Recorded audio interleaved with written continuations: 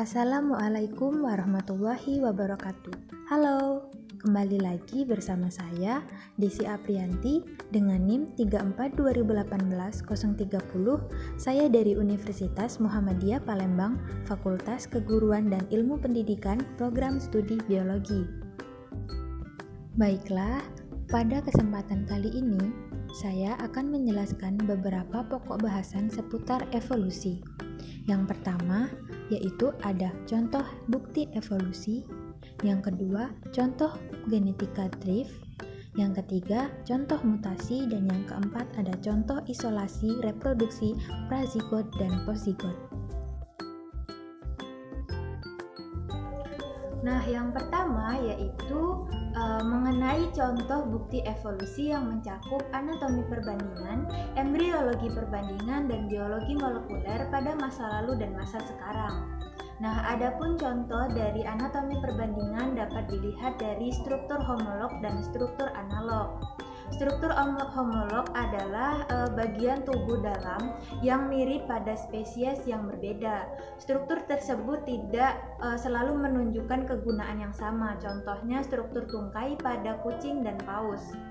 Kemudian struktur analog. Nah, struktur analog yang serupa pada spesies yang berbeda karena berevolusi pada lingkungan yang sama. Struktur ini selalu memiliki fungsi yang sama atau mirip, seperti struktur sirip pada ikan kelas Chondrites atau ikan bertulang rawan, burung, dan lumba-lumba. Kemudian lanjut pada contoh embriologi perbandingan. Nah, ketika membandingkan perkembangan organisme yang dekat kerabatnya, terkadang sulit untuk membedakan tahap awal satu spesies dengan spesies lainnya. Perhatikan gambar berikut. Awal perkembangan ikan mirip dengan perkembangan embrio hewan lain dan manusia.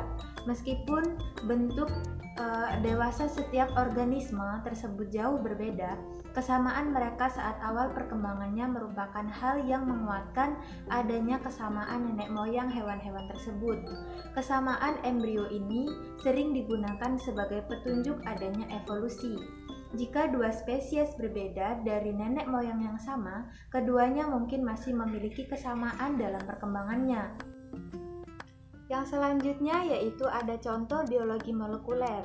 DNA dan RNA terdapat setiap organisme hidup dan sepanjang pengetahuan kita mengandung mekanisme pengkodean hereditas yang sama.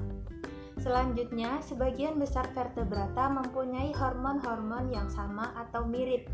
Prokalotin misalnya, terdapat pada berbagai vertebrata seperti ikan, burung, dan mamalia. Meskipun fungsinya pada masing-masing berbeda, hormon diwariskan dari moyang yang sama, tetapi dengan fungsi yang berbeda sesuai dengan cara kehidupan setiap hewan. Kemudian biologi molekuler pada masa lalu dan masa sekarang. Biologi molekuler memandang proses perkembangan organisme yang ada saat ini adalah merupakan hasil perkembangan makhluk hidup sebelumnya.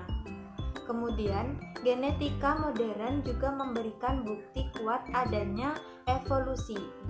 Semua makhluk hidup menggunakan kode genetika yang sama dalam menyintesis protein. Kode genetika yang sama menunjukkan bahwa semua makhluk hidup berevolusi dari satu organisme yang menggunakan kode genetika yang sama. Kemudian, ahli biologi juga telah membandingkan urutan asam amino dari protein yang ditemukan pada organisme yang berbeda. Organisme yang memiliki hubungan dekat kekerabatan yang dekat biasanya memiliki protein dengan urutan asam amino yang sama. Pada organisme yang jauh kekerabatannya, urutan asam amino dari proteinnya memperlihatkan banyak perbedaan. Selanjutnya kita masuk pada pokok bahasan kedua, yaitu contoh genetika drift. Nah, kita ambil dari contoh efek leher botol dan efek pendiri. Contoh efek leher botol atau bottleneck effect yaitu adanya kebakaran hutan, banjir, dan gempa bumi yang dapat mengakibatkan penurunan populasi secara dramatis. Akibatnya, individu-individu yang selamat tidak lagi dapat mewakili variasi genetik yang pernah ada. Bahkan mungkin alel dengan sifat tertentu yang khas hilang sama sekali, seperti namanya, efek bottleneck. Ini sudah disebabkan oleh intervensi manusia di alam. Kemudian contoh dari efek pendiri atau founder effect, yaitu suatu kelompok kecil individu yang menempati habitat baru yang terpencil yang tidak berpenghuni, tidak akan mewakili keanekaragaman genetik dari populasi asal yang ditinggalkan. Keanekaragaman yang dibawa oleh kelompok kecil tersebut akan menempatkan komposisi genetik populasi yang terbentuk, sehingga sering dikatakan bahwa pada daerah-daerah tersebut terdapat spesies yang endemik atau hanya terdapat di daerah tersebut.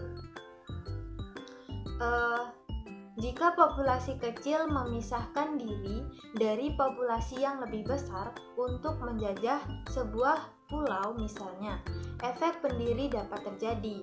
Jika beberapa penjajah adalah pembawa atau resesif homozigot, relevansi alel resesif bisa sangat dramatis pada populasi kecil versus populasi induk yang lebih besar. Sementara pergerakan populasi manusia dapat memberikan contoh efek pendiri. Efeknya tidak terbatas pada manusia. Ini dapat terjadi pada hewan atau tumbuhan. Setiap kali populasi kecil memisahkan diri populasi yang lebih besar.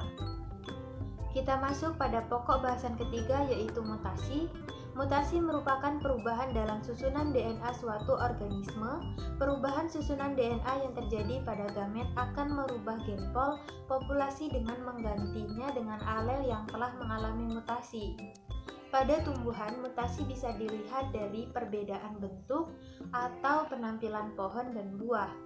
Penampilan tanaman yang berbeda dari varian spesiesnya menunjukkan adanya mutasi. Nah, salah satu contoh mutasi yang dapat kita temukan dalam kehidupan sehari-hari adalah Down syndrome yang biasa terjadi pada manusia, yang dimana Down syndrome adalah kelainan genetik yang disebabkan ketika pembelahan sel menghasilkan bahan genetik tambahan dari kromosom 21. Sindrom Down ini menyebabkan penampilan wajah yang khas, cacat intelektual, keterlambatan perkembangan, dan dapat terkait dengan tiroid atau penyakit jantung. Sindrom ini telah dialami oleh lebih dari 150.000 kasus per tahun di Indonesia. Kita lanjut pada pokok bahasan terakhir, yaitu tentang isolasi reproduksi, prazigot dan oozigot. Seperti yang kita tahu, spesiasi menjadi salah satu faktor terjadinya evolusi. Adapun proses spesiasi dalam evolusi isolasi adalah adanya isolasi reproduksi. Secara garis besar, isolasi prazigotik adalah isolasi yang terjadi sebelum fertilisasi, dan isolasi pozigotik terjadi setelah fertilisasi. Isolasi prazigotik yaitu mencegah terjadinya perkawinan individu. Isolasi ini dapat ditimbulkan sebagai akibat dari isolasi ekologi, isolasi perilaku, isolasi mekanik, dan isolasi temporal musim. Kita ambil satu contoh dari isolasi perilaku. Di Amerika Utara ada jenis burung yang bernama meadowlark. Secara fisik, burung ini berwarna coklat, punya corak kekuningan dan hitam di lehernya. Tapi, satu hal yang unik adalah burung ini suka bernyanyi. Dan iya, tidak semua burung mempunyai cara bernyanyi yang sama. Ada kelompok burung yang lebih suka bernyanyi penuh melodi dan kicauan yang jelas. Di sisi lain, ada kelompok burung yang kicauannya cenderung panjang seperti suling. Alhasil, lama-kelamaan mereka menjadi dua jenis burung yang berbeda. Burung meadowlark barat untuk burung yang suka berkicau panjang seperti suling, dan burung meadowlark timur untuk burung yang kicauannya pendek dan penuh melodi. Kemudian, pada isolasi pozigotik, Isolasi pozigotik yaitu mencegah terjadinya perkembangan atau reproduksi individu hibrid yang telah dihasilkan. Masalahnya, keturunan dari hewan-hewan yang dikawinkan paksa ini akan mengalami kematian atau inviabilitas. Keturunan hewan hibrid menjadi steril atau mandul dan juga penurunan kualitas hibrid. Kita ambil satu contoh pada perkawinan antara harimau dan singa. Mereka adalah dua jenis hewan yang berbeda. Singa merupakan jenis Panthera leo, sementara harimau merupakan jenis Panthera tigris. Tapi, jika dikawin paksakan, mereka akan menghasilkan keturunan baru yang tidak ada sebelumnya. Jika singa jantan dikawinkan dengan harimau betina, maka akan menghasilkan spesies baru bernama liger. Di sisi lain, jika singa betina dan harimau jantan dikawinkan akan menghasilkan spesies baru yang bernama tigon. Baiklah, demikian pemaparan materi dari saya. Kurang dan lebihnya mohon maaf, semoga bermanfaat. Wassalamualaikum warahmatullahi wabarakatuh.